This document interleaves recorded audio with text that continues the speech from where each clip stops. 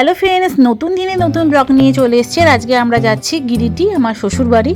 তো এবার দেখো আমরা চলে এসেছি ফুড পাড়াতে। এখানে খাচ্ছি। আমরা নিয়েছিলাম চিকেন থালি আর এগ থালি, চিকেন, ডাল, একটা সবজি, স্যালাড, রুটি আর এই মিষ্টি।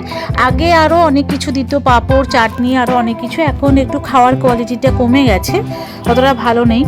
তো যাই হোক, তো বাবা এখানে আমাদের ছাড়তে এসছে। এখন বসেছি, খাচ্ছি, চিকেন থালি নিয়েছি, তারপরে আমাদের ট্রেন আছে। তো এখানে ফুড পাড়াতে খেয়ে একটু পেট পুজো করে তারপরে ট্রেনে আমাদের চলে এসেছিলো। আমাদের ট্রেনে উঠিয়ে দিয়ে বাবা চলে গেল, আর আমাদের ট্রেন যথারীতি চলেছে গিরিটির পথে। আর এই দেখো, যখন গিরিটির পথে যাওয়া হয় তখন বর্ধমান, দুর্গাপুরের ওপর যাওয়া হয়। আর এখানে শুধু সবুজে সবুজে মাঠে সবুজ একদম ধান খেতে ভরা। তাই এই সিনারিটা দেখতে এত সুন্দর লাগে দেখতে। তাই যখন স্টার্ট হয় ট্রেন প্রথমেই দেখে নিই, কারণ তারপরেই আবার অন্ধকার হয়ে গেলে কিছুই দেখা যাবে না। তো এখানে দেখো, যাওয়ার সময় একটু চা, পকোড়া এগুলো খেয়েছিলাম। দিয়ে কোথা দিয়ে যে 3 ঘন্টা কেটে গেল বুঝতেই পারলাম না। আর ঠিক এই পড়ন্ত বিকেলে সূর্যের আলো দেখো ধান ক্ষেতের ওপর পড়েছে, কত সুন্দর লাগছে। এই দেখতে দেখতে পৌঁছে গেলাম আমরা দুর্গাপুরে। দুর্গাপুর স্টেশনটাও বিশাল বড়। এখানে খানিকক্ষণ ট্রেনটা দাঁড়িয়েছিল, তারপর আস্তে আস্তে স্টেশনটাকে টাটা বলে চললো আবার গিরিটির পথে।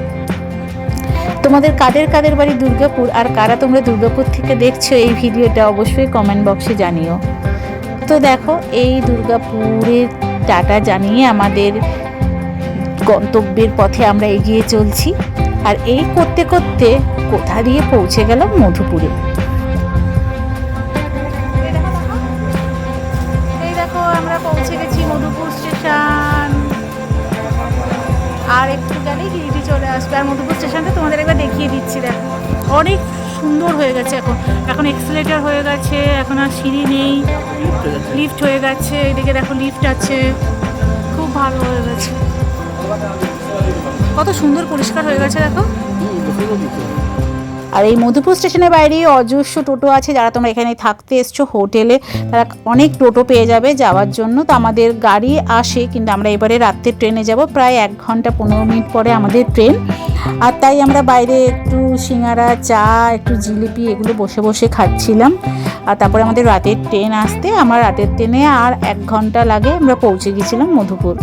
তো আজকের ভিডিওটা এই পর্যন্তই থাকলো। আর তোমাদের নেক্সট ভিডিওতে আবার দেখা হবে। তোমরা ভালো থেকো, সুস্থ থেকো, ততক্ষণের জন্য টাটা।